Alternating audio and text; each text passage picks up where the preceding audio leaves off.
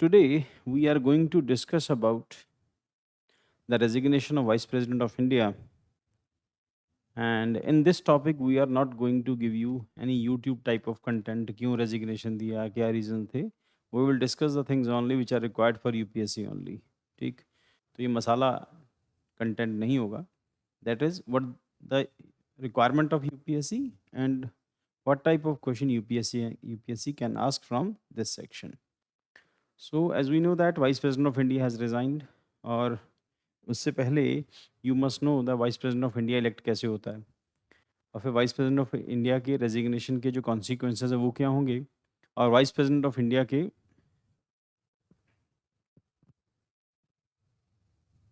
जो इलेक्शन का क्राइटेरिया है वो क्या होता है. तो first of all we know that vice president of India elected as vice president of India. Eligibility criteria as 35 year, Indian citizen, and eligibility that is Rajya Sabha का member elect हो जाने की क्वालिफिकेशन रखता हो, बट डजंट मीन राज्यसभा का member होना चाहिए.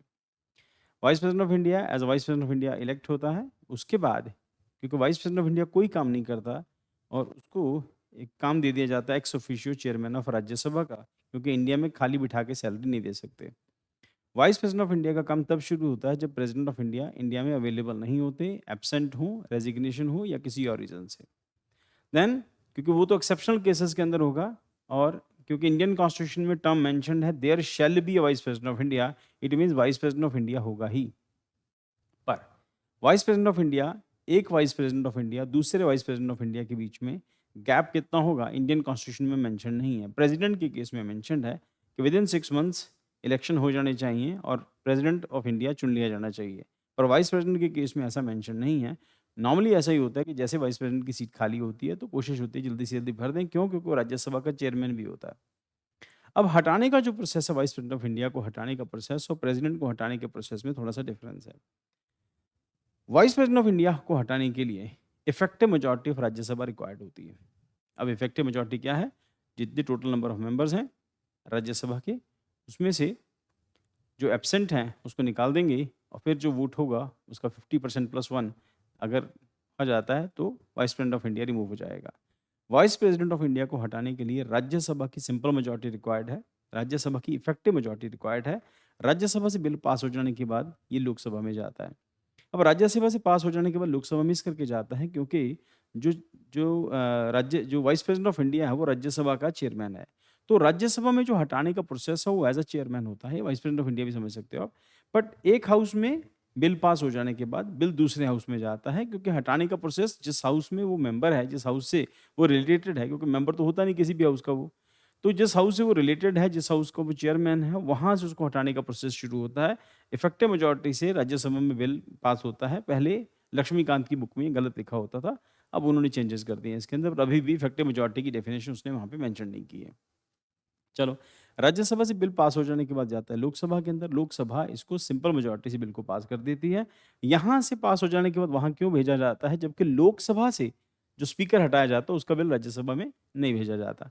अब यह क्यों भेजा जाता है? क्योंकि वो राज्यसभा का चेयरमैन होने के साथ साथ वाइस प्रेसिडेंट ऑफ इंडिया भी है, इस करके उसके हटाने के प्रोसेस में ऐसा किया जाता है. एक पॉइंट इंपॉर्टेंट यहाँ पे, हटाने के लिए जो मेजॉरिटी है वो इफेक्टिव मेजॉरिटी है.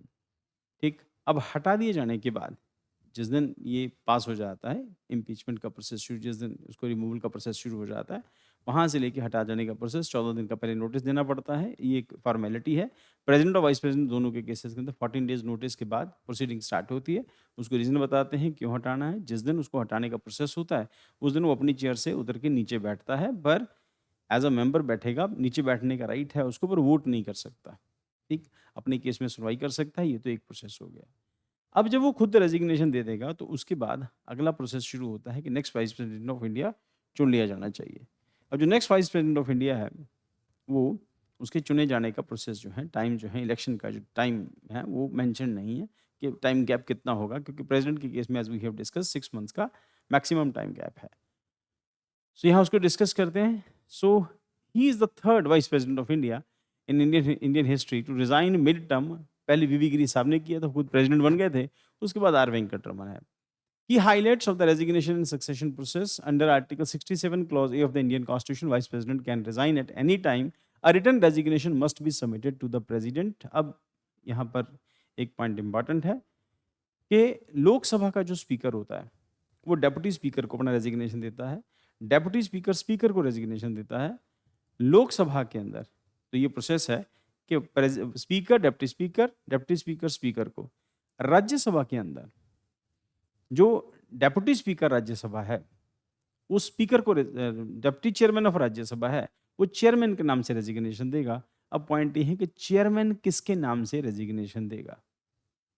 आप सब लोगों को जिनको क्लास की है या जिन लोगों ने ठीक से पढ़ा है उन सबको पता होता है कि जो राज्यसभा का जो चेयरमैन होता है वो वाइस प्रेसिडेंट ऑफ इंडिया होता है। इस करके वो राज्यसभा के डेप्यूटी चेयरमैन को रेजिग्नेशन देता था, नहीं देता, वो प्रेसिडेंट को अपना रेजिग्नेशन देता है। ठीक, एक एस्पेक्ट। फिर उसके बाद रिटर्न रेजिग्नेशन, उसके बाद फिर वो रेजिग्नेशन जो होता है वो गैजेट ऑफ इंडिया पे पब्लिश होता है। उसके बाद मान लिया जाता है कि अभी ये हटा दिए गए हैं, ये हट गए हैं। Then under Article 67A of Constitution, the Vice President can resign at any time. Written resignation must be submitted to the President. It takes immediate effect upon submission. Succession after resignation, no provision for the acting Vice President. तो जैसे acting prime minister हो सकता है और यहाँ पर acting vice president नाम का कोई कॉन्सेप्ट नहीं है। प्रेसिडेंट की जगह के ऊपर जो डेप्यूटी प्रेसिडेंट की जगह के ऊपर जो वाइस प्रेसिडेंट होता है, प्रेसिडेंट की जो रेजिग्नेशन, रिमूवल और एब्सेंट की कंडीशन में, तो प्रेसिडेंट की जगह वाइस प्रेसिडेंट उसकी चेयर संभाल लेता है। और वाइस प्रेसिडेंट जब चेयरमैन जब प्रेसिडेंट की सीट संभाल लेगा, अगर वहां पर वैकेंसी है मतलब प्रेसिडेंट की डेथ हो चुकी है या रिजाइन कर दिया, उस केस में वाइस प्रेसिडेंट प्रेसिडेंट की चेयर तो संभालेगा पर प्रेसिडेंट के हाउस यानी कि राष्ट्रपति भवन पर वो नहीं पहुंचता।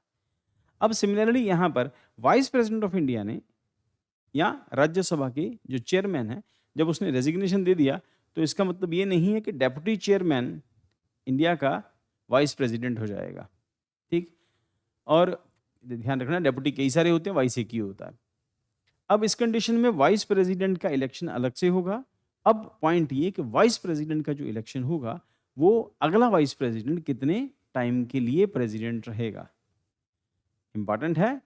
अगर प्राइम मिनिस्टर की डेथ केस हो जाती है, प्राइम मिनिस्टर की डेथ होती है, किसी मिनिस्टर की डेथ हो जाती है, तो उस केस में वो अगले जो रिमेनिंग पीरियड होता है तब तक के लिए वो प्राइम मिनिस्टर या अदर मिनिस्टर हो सकता है। प्रेसिडेंट या वाइस प्रेसिडेंट के केस में, डेथ के केस में या रेजिग्नेशन के केस में, जो भी नया वाइस प्रेसिडेंट आएगा वो पूरे 5 साल के लिए होगा। जिस मर्जी डेट को जो प्रीवियस प्रेसिडेंट है उसने वाइस प्रेसिडेंट या प्रेसिडेंट ने रेजिग्नेशन दिया होगा, तो जो नया वाला जो आएगा वो रिमेनिंग पीरियड के लिए आएगा, यानी कि अपनी पूरी रिमेनिंग पीरियड की नहीं आएगा, सॉरी, अपनी पूरी 5 साल की जो टर्म है उसको कंप्लीट करेगा। तो इसका मतलब अगर उन्होंने 2.5-3 साल के बाद, क्योंकि 2 साल बचे थे शायद उनके, जगदीप धनखड़ साहब के जो वाइस प्रेसिडेंट ऑफ इंडिया थे, उनके 2 साल बचे थे। अब ये जो अगला वाइस प्रेसिडेंट ऑफ इंडिया आएगा ये 2 साल के लिए नहीं होगा, अपने पूरे 5 साल पूरे करेगा। मंत्री हो या कोई और हो, उनके केस में ऐसा ही होता है। जो अगर विधानसभा से जुड़े होते हैं या विधान परिषद से जुड़े हुए मेंबर जो होते हैं वो अपने रिमेनिंग पीरियड के लिए आते हैं। अगर पंचायत हो उसमें भी रिमेनिंग पीरियड के लिए आते हैं, but governor, president, vice president ये रिमेनिंग पीरियड के लिए आते हैं, पूरे 5 साल के लिए आते हैं। So until the new president is elected, तो जब तक नया प्रेसिडेंट इलेक्ट होता है तो ये उसके बाद नया प्रेसिडेंट जब तक इलेक्ट होता है तब तक उसके लिए प्रोसेस जो भी होगा अब जल्दी शुरू हो जाएगा। Deputy chairman of Rajya Sabha currently Harivansh Narayan Singh will preside over the upper house. Election to be held as soon as possible by the Election Commission under the President and Vice President Election Act 1952. जितना जल्दी हो सके नया वाइस प्रेसिडेंट ऑफ इंडिया चुन लिया जाना चाहिए। अब ऑब्वियसली जिसकी पार्टी, जिसकी रूलिंग पार्टी के नंबर जिसके सबसे ज़्यादा होंगे, नॉर्मली रूलिंग पार्टी के नंबर सबसे ज़्यादा होते हैं, जिस पार्टी का नंबर सबसे ज़्यादा राज्यसभा में होगा उसका मेंबर जो है वो इंडिविजुअल जो है वो वाइस प्रेसिडेंट ऑफ इंडिया हो जाएगा या वो कैंडिडेट जीत जाएगा। Timeline and tenure, no fixed deadline, but elections are held promptly. The newly elected vice president gets a full 5-year term from the date of assuming office, not just the remaining term या remaining period. And election process of vice president of India, electoral college है, अब चुना कैसे जाता है ये बात बीच में रह गई थी। वाइस प्रेसिडेंट ऑफ इंडिया का इलेक्टोरल कॉलेज होता है, प्रेसिडेंट ऑफ इंडिया के इलेक्टोरल कॉलेज से वो अलग होता है, क्योंकि प्रेसिडेंट के इलेक्टोरल कॉलेज के अंदर लोकसभा, राज्यसभा के इलेक्टेड मेंबर्स, विधानसभा, विधान परिषद के इलेक्टेड मेंबर्स, दिल्ली और पौंडीचेरी जो विधान सभा है उसके इलेक्टेड मेंबर्स आते हैं। बट वाइस प्रेसिडेंट के केस में सिर्फ लोकसभा और राज्यसभा के सिर्फ लोकसभा और राज्यसभा के सारे मेंबर पार्टिसिपेट करते हैं, इलेक्टेड भी और नॉमिनेटेड भी। प्रेसिडेंट के केस में सिर्फ इलेक्टेड करते हैं, नॉमिनेट नहीं करते। So, electoral college member of both House Rajya Sabha and Lok Sabha and Rajya Sabha including nominated members. Voting method secret ballot के थ्रू वोटिंग होती है। Proportional representation will single transferable vote. यहाँ पर इस case में important है कि president, vice president और के रिमूवल में, प्रेसिडेंट के रिमूवल में, वाइस प्रेसिडेंट के रिमूवल में और इलेक्शन में, प्लस जजेस के रिमूवल के प्रोसेस में, सुप्रीम कोर्ट या हाई कोर्ट के जजेस जब उनको रिमूव करना हो तो किसी भी किस्म की रिट इशू नहीं होती, विप इशू नहीं होती। विप होता है जो पार्लियामेंट के जो पॉलिटिकल पार्टीज, पार्लियामेंट के अंदर जो काम करती पॉलिटिकल पार्टीज हैं, उनके जो मेंबर्स होते हैं, जिस पार्टी के कैंडिडेट चुन के आए हैं, उसके अंदर, हाउस के अंदर एक उस पर्टिकुलर पार्टी का एक चीफ विप होता है और चीफ विप अपने जो मेंबर्स होते हैं अपनी पार्टी, फॉर एग्जांपल मैं कांग्रेस पार्टी से बिलोंग करता हूं, तो कांग्रेस पार्टी के जितने मेंबर्स होंगे, चीफ विप उनको एक ऑर्डर इशू करेगा which is known as whip. 1 line whip, 2 line whip होती है, वो एक अलग सब्जेक्ट है। तो विप इशू नहीं हो सकती, कोई भी पार्टी विप इशू नहीं कर सकती कि आपको इसी इंडिविजुअल को वोट करना है। कहते हैं ये इंडिपेंडेंट लोक डेमोक्रेटिक इलेक्शन है, तो इसमें कोई भी पार्टिसिपेट कर सकता है। तो यहाँ पर कोई विप इशू नहीं होगी, दोनों मेंबर, दोनों हाउसेस के मेंबर पार्टिसिपेट करते हैं और सीक्रेट बैलेट के थ्रू होता है। तो proportional representation with single transferable vote, provision यही है। प्रोपोर्शनल रिप्रेजेंटेशन है मतलब जिस पार्टी के पास जितनी सीटें हैं उसी के प्रोपोर्शन में वो वोट कर सकती है। और सिंगल ट्रांसफरेबल वोट है, एक वोट ट्रांसफर हो सकता है। फॉर एग्जाम्पल मेरा कैंडिडेट नहीं जीता तो मेरी वोट किसी दूसरे कैंडिडेट को ट्रांसफर हो सकती है। तो सिंगल ट्रांसफरेबल वोट का कॉन्सेप्ट है। Each MP ranks candidates in order to preference. Winning quota क्या है? Total valid votes. अब टोटल वैलिड वोट, जितनी भी टोटल वैलिड वोट्स हैं उसको 2 हिस्सों में डिवाइड करेंगे, प्लस उसके साथ एक और जोड़ेंगे, तो ये विनिंग कोटा आ जाता है। मतलब अगर टोटल मेंबर हैं, इसके जो टोटल जोड़ के जो मेंबर आते हैं 787 है शायद, और इनके मेंबर को 2 से डिवाइड कर लेंगे, यानी कि 50% हो जाएगा, +1 जोड़ देंगे, जिसको मिल जाएगा वो जीत जाएगा। और अगर को नहीं जीता फिर वो प्रोसेस कंटिन्यू होता रहेगा, जिसको सबसे कम वोट मिलेंगे वो बाहर हो जाएगा। यानी कि 4 कैंडिडेट खड़े हुए हैं, 4 में जिसको सबसे कम वोट मिले वो बाहर हो गया। उसके जो वोट्स थे वो सिंगल ट्रांसफर वोट के थ्रू डिवाइड हो जाएंगे जिस पार्टी को उसके कैंडिडेट वोट देना चाहते हैं। सेकंड प्रेफरेंस, थर्ड प्रेफरेंस, इस हिसाब से। So votes are transferred until a candidate reaches the quota. Eligibility criteria क्या है? आर्टिकल 66 के अंदर है, person is eligible if they are citizen of India, are 35 years of older, 35 साल एज हो, are required to be elected as Rajya Sabha, qualified to be elected as Rajya Sabha. ये पहली qualification है उसकी कि वो राज्यसभा का मेंबर बनने की क्वालिफिकेशन रखता हो, मेंबर हो ये जरूरी नहीं होता। Do not hold any office of profit under centre state government. Hold of any office of profit का, ऑफिस ऑफ प्रॉफिट का मतलब ये होता है कि जो ऐसा ऑफिस जहाँ पे सरकार से डायरेक्टली और इनडायरेक्टली फंडिंग आती है उसको हम ऑफिस ऑफ प्रॉफिट कहते हैं।